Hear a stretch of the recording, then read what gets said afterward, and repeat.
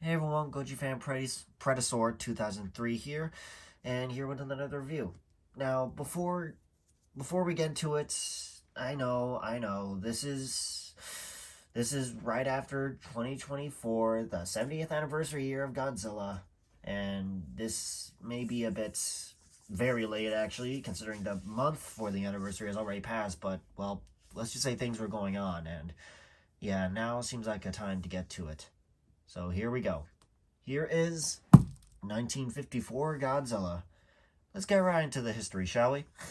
So he first appeared in 1954 in Toho's Godzilla, and for American audiences, it was released as Godzilla King of the Monsters, and that name has stuck ever since. This is the one that started it all. So Godzilla first appeared on screen while on Odo Island, and yeah, the people who were going up the hill saw him rise up and they started running as soon as they saw him. One of the protagonists fell and Godzilla looked at her and roared and then eventually just turned back and went to the sea. More than likely saw her as nothing but a threat. Well, a little to no threat actually, so yeah. And after that, there have been reports of Godzilla being around. Eventually, Japan sent its naval forces along with American forces to deal with him. They all thought he was dead, but surprisingly not. He just ended up in Tokyo Bay as a result. And soon after, he went to Tokyo and started to wreak havoc. Uh, Eventually, they put up power lines as a way to protect the city, but that proved to no avail as Godzilla simply walked right through them and burned them down. And there was another instance in where he picked up a train with his mouth and just threw it downwards to the ground. Eventually, Godzilla made his way to the rest of the city and started burning it all with his atomic breath. And yeah, that was quite the disaster. I want to say a national tragedy because, well, if you recall, Godzilla is supposed to be a symbolic towards the use of nuclear weapons and the atomic bombs used on lost Japanese cities before 1954. Ugh. This isn't to discredit or to remember them poorly. No, none of that is intentional here. This is simply a this is simply a reminder of history from the movie. So, getting back to his history, after Godzilla went back into the bay, the protagonists eventually found a way to end Godzilla, but the scientist who made the bomb, made the oxygen destroyer, ended up he he ended up dying with Godzilla 54 as a way to end it and to prevent the secret of the oxygen destroyer from being used in future wars. Because a weapon like that can dissolve bone and flesh and anything else in the water, that, well, yeah, that's something that I'm sure people would love to mess around with. I'm not saying his sacrifice was in vain. I'm just recounting of what had happened. And Godzilla tried to escape, but he simply rose from the water and then roared and fell right back in which case his flesh dissolved, leaving a skeleton, and eventually that skeleton too had dissolved completely into the waters below, thus ending 1954 Godzilla. And so far, that's the history for this Godzilla in particular. However, his bones were reused in Kiryu, but in another continuity. So, you know what? When I talk about Kiryu, I'll get into that, but right now it's all about 54, because they're technically two separate people, or two separate kaiju. So, yeah. Anyways, that's it for his history. Again, I'm not trying to discredit or poorly advise it. That's just how I talk. I'm just gonna say that now. So, well, let's get right into his articulation. As you can see, he can rotate his arms 360, His legs, almost, but his arms need to be moved, or not, given that they're completely in the way, and it's quite hard to rotate them, if anything. His tail doesn't rotate, that's glue sealed, and his head does not rotate either. So, yeah. Oh, right. Let's get into detail, shall we? As you can see, his face is very recognizable. The brow ridge and the face, the ears, yeah. I do also have another 54 Godzilla, but I currently don't have that with me right now, so yeah. You can see all the skin texture, see the nice types of skin. Yeah, along with the trademark on the bottom of his foot, as you can see. Then you got his tail segmented. I believe that was intentional for the creators to make it easier. And the texturing is to emphasize how he had been scarred by the atomic bomb testings around the Bikini Atolls. So, yeah, in a way, he's sort of a Bikini Atoll vengeance and symbol to use of nuclear war at the same time. So, yeah. And the teeth inside are painted yellow. I feel like they should have been painted white or gray, but that's just me because this film was in black and white. You can see the tongue in there if you look closely. Shoot, the camera's having a hard time focusing. Yeah, you can see the tongue in there. See more detail on here. His hands are a bit smooth with little details for some reason. Though he does have claws, and there's no paint on any of the claws. But there is paint on his head, his eyes, teeth, and his dorsal plates, but not for the rest of them.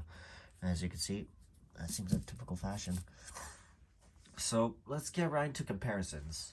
Here is his Prevo, the Godzillasaurus that was introduced in Godzilla vs. King Ghidorah, the Heisei version. So, yeah. It's almost amazing to see how different and stark the differences are between the Godzillasaurus and the 54 Godzilla around. Then again, it did have to do with time travel, so I'm not sure how all that pans out. If this was actually the Heisei Godzilla, or if this was the Showa Godzilla, that being this one. But I'm sure Wikizilla has already explained all that, so go ahead and find Wikizilla on YouTube and find their video on the Godzilla vs. King Ghidorah timeline. I'm just gonna say that now because I'm not that well explaining time travel. So, yep, that's how he sizes up against that figure. And here he is next to another Showa Godzilla. And I guess this can be the second generation, and this is the first, so yeah. You see that the 68 Godzilla practically towers over him. Yeah, this is surprising. It may not look like it, but yeah. Oh, he's moving. And let's compare him to the Heisei Godzilla. Well, one of them, that is. And you can see that, yeah, they're roughly around the same size, just that, well, Heisei is a bit taller than him. That's a surprise. Tail's longer too, but I guess it isn't too surprising. Here he is next to Burning Godzilla. I'd say they're a bit closer around size, so that's something. It's almost surprising to see how different this Heisei Godzilla and the other Heisei Godzillas are. Now let's compare him to Millennium Godzilla, that being this guy. Yeah, oh wait, no, I think, yeah, apparently he's a bit shorter than him, probably due to the position. Yeah, it's more likely due to the position he's in. Now, let's compare him to Final War, shall we? This is a different Final Wars Godzilla, as you can tell from the previous one. Yep. I'd say they're around the same, roughly the same. And now let's bring in the latest one in my collection, the Evolved Godzilla, the Evolved Legendary. And yeah, Evolved Legendary is basically taller than the original. I mean, look at this. Look at this. Look at how long his tail is. Yeah, that is something. It's almost surprising to see how the current Godzilla is compared to the past. You could say that, well, no pun intended, but Godzilla's evolved for over the years. Not just not just a symbol to nuclear weapons, but sort of symbol as what happens when you use nuclear weapons, but, well, also a sort of balance of nature. Like, if nature bounces back because of nuclear war, you'll either come hard or it won't come at all, or it'll come at by accident. I guess that's just how nature can be sometimes, so yeah, that's something. Oh, and here is this. Just gonna do that there. Now, for my thoughts on 1954 Godzilla, he is the original king as far as I'm aware. And he's not as intelligent, given that he was an animal scarred by radiation, as you had seen with how he used to look. But that was introduced in Heisei. But, yeah, 1954 is the original Godzilla, and to this day, they still use his roar in Toho material, along with Godzilla Resurgence, or should I say Godzilla Shin Godzilla, as the 1954 roars were used in his third form, his red form, and the other Showa era Godzilla roars were used in Shin Godzilla until the very end, where it used 84 Godzilla's roar when Shin Godzilla was freezing. So yeah, just a bit there.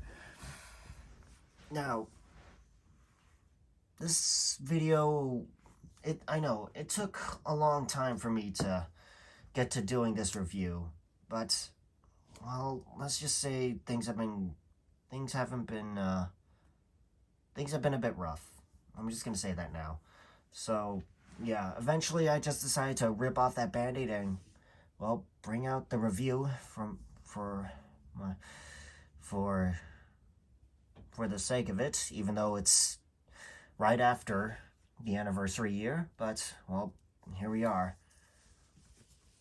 And yeah, I wasn't feeling like waiting for a few more months until the 71st anniversary, but yeah, here we are now. Personally, I find it very inspiring and interesting, given the circumstances of the use of Godzilla in the 54 film. He basically pioneered the entire kaiju genre as a whole. So if we had no Gojira, then that would mean that we would have no kaiju. We would have no kaiju as of today. There'd be very little inspiration. So yeah. Anyways, those are my thoughts on the 54 Godzilla, and this is my review on 54 Godzilla, so be sure to like, comment, and subscribe. And I wasn't very good at recounting the history of this, but, well, let's just say it's not always my strong suit to recite history, especially when it has a sort of negative tone to it.